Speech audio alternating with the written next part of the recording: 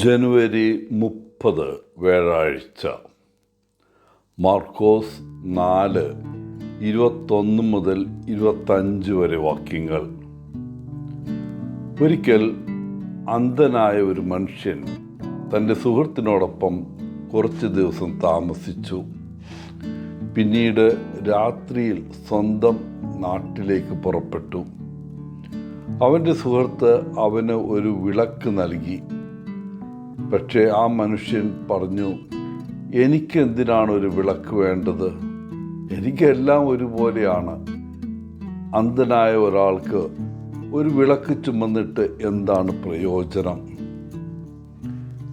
എൻ്റെ പ്രിയ സുഹൃത്തെ, സ്നേഹിതൻ പറഞ്ഞു, ഇത് നിങ്ങൾക്കുള്ളതല്ല, ഇത് നിങ്ങളുടെ മുന്നിൽ വരുന്ന വ്യക്തിക്കുള്ളതാണ്.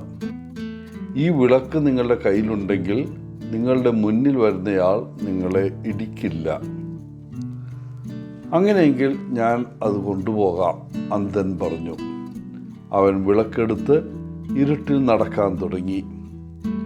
എന്നിട്ടും റോഡിലൂടെ എതിരെ വന്ന ആരോ ഒരാൾ അവനെ ഇടിച്ച് അന്ധൻ സമനില തെറ്റി താഴെ വീണു.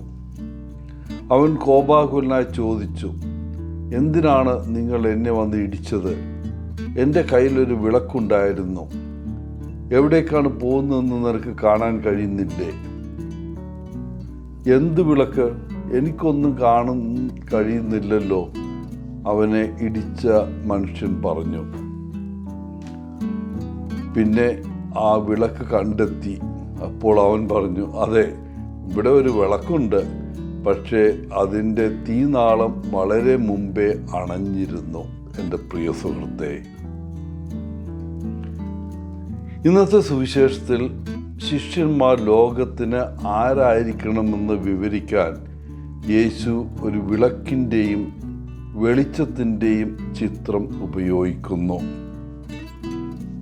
യേശുവിൻ്റെ ശിഷ്യന്മാർ ലോകത്തിന് വെളിച്ചമാകണം. നമ്മുടെ ലോകത്തിൽ വെളിച്ചമാകാൻ യേശു നമ്മെ ഓരോരുത്തരെയും വിളിക്കുകയാണ്. ഒരു നിമിഷം നമുക്ക് ചോദിക്കാം, എനിക്ക് എങ്ങനെ ലോകത്തിൽ വെളിച്ചം വീശാൻ കഴിയും?